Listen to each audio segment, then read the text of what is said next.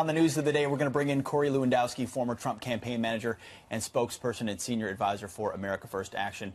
Corey, happy Thanksgiving. We appreciate you joining us this morning. I opened up my failing New York Times, of course, top right column. If you turn it to what the president calls the fake news network, CNN, right now, they're wall to wall on the fact that Michael Flynn has potentially cut off interaction with Trump, with the president's lawyers, which could be a signal that he's cooperating with prosecutors or negotiating a deal. Is the end nigh, Corey?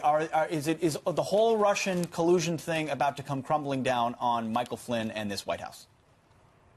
Well, you know, as you guys know, this is a narrative that the mainstream media has wanted to perpetuate for the last year. And what the bottom line is if Michael Flynn did something wrong by not disclosing the relationships he had with Turkey and other governments, then he should be held accountable for that. Now, I don't think this goes anywhere other than to Michael Flynn and potentially his son.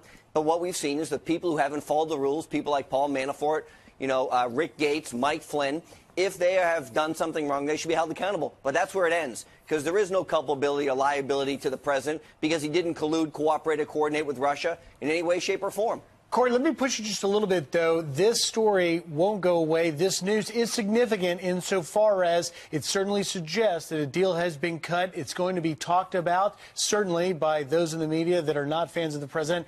Does this create a new problem as the president tries to pull tax reform and other initiatives across the finish line before the end of the year? Look, tax reform is the administration's priority right now, but let's be clear about this. The media wants to talk about what Mike Flynn did wrong, and if Mike Flynn did do something wrong, he should be held accountable. Look, Mike's not a bad guy. He served his country with distinction for a long time. But if he didn't fill out the paperwork properly, and he didn't disclose that information, and he wasn't honest with the FBI like anybody else, he should be held accountable. But that's where it stops. And there has never been any indication that the President of the United States or anyone else within that circle of the President of the United States has done anything wrong. And so if Mike Flynn did something wrong, he should be held accountable. All right, Corey, shifting gears here, it is not just the day after Thanksgiving. It is Black Friday. There are a lot of people out there spending money. I'm sure we'll get the numbers on how the economy looks and how spending went today soon enough. But the big question, are you better off this year than you were last year? Senator Bernie Sanders does not think so. He had this Thanksgiving message. Take a listen. I don't have to tell anybody that from a political point of view, this has been a horrendous year. It appears that almost every day there is something coming out of the White House that is embarrassing, that is destructive, that is horrific. Corey, is it your sense that the senator's not feeling the burn anymore? Well, look, the only people who are not better off today than they were a year ago is probably Bernie's wife, who's under investigation for this whole college fiasco up there in Vermont. We know that. But other than that, look, the American people, what we know is your 401k is higher today. $6 trillion in stock market value. The Dow Jones and the S&P 500 have hit records time and time again. Unemployment in this country is the lowest it's literally been in a lifetime. In 13 states, it's the lowest it's been since, the 1970s. So when you look at the metrics of what this president has done, he's putting people back to work. He's bringing manufacturing back. You look at any measure that is actually achievable, and this president is better. The people of the country are better off today than they were a year ago because of this administration. Well, one issue this White House has taken on from the beginning, a very important and critical topic. Well, I don't mean to make light of it. We're making light of it this morning, but the president has emphasized we're going to call it's not the holidays, it's Merry Christmas, right? We're going to say Merry Christmas. We're not going to bow to political correctness. And I feel like part of that is probably a traditional Christmas tree, which we saw them put up. But there's a new fad, Corey. We got to get your insight on this. The upside down Christmas tree. You can buy it for a cool grand at Target. In this particular screenshot, I don't know if they're limited supply or what, or that special. The upside down Christmas tree, Corey. America's burning to know. What does Corey Lewandowski think of the implications of such a fad? I don't even know what it means to have an upside-down Christmas tree. It's like an upside-down world. It's like Seinfeld. It's like the Bizarro world. Like you can be a U.S. senator after groping people on a picture and no one has any accountability for it. That's what the upside-down Christmas tree means to me. I mean, it's everything that is wrong. Look, we have traditions in our country that many people respect, that we should respect, that we've passed on to our children. Look, a Christmas tree is one of those traditions. And if you don't want to participate in Christmas or Hanukkah, or whatever your holiday is, you don't have to. But I don't even know what an upside-down Christmas tree means. That is a hardline stance, I think. Very strong. That is true. Corey, can we put you on record that you will inform us immediately if you learn that the first family is turning their Christmas tree upside down? I can be sure that the First Family will not be turning their Christmas tree upside down. They love this country and our traditions. I think the Russians might like upside-down Christmas trees. I'm just saying. I don't may. know. Maybe collusion? There's I'm not probably sure. folks out there relieved it's not being called an upside-down holiday tree. That's true. That's true. Time to investigate. Thank you, true, Corey. true. Have a great Black Friday. Thank Rush you out very to much. Target and buy your Okay. upside-down Christmas tree. Appreciate it. Former Democratic presidential candidate Martin O'Malley says that the Democratic Party is regenerating itself like after a bad forest fire, telling The Hill, quote, "This is the turning point, not 2020. I'm very excited about 2018. I see this party regenerating itself, not from Washington. I don't believe in permanent blue states or red states. I don't believe in flyover states." O'Malley has now launched a new political organization to focus on these local elections. Joining me now, former Maryland Governor Martin O'Malley. Governor, thanks for joining us this morning. So Thank you. Happy Thanksgiving. Happy Thanksgiving to you, sir, and happy Black Friday as well. After every forest fire is started for a reason. It's either arson, it's intentional, or it's accidental. When you look at the forest fire of the Democratic Party that you say is being regenerated, what's the nexus of that? Is it Barack Obama? Is it Hillary Clinton? What are you recovering from? Well, we stopped acting like a party. I mean, we kidded ourselves into believing that the only offices that mattered were President of the United States or United States Senate. There were many so-called active Democrats that I would speak with on the phone, trying to impress upon them when I was chair of the Democratic Governors Association that states matter.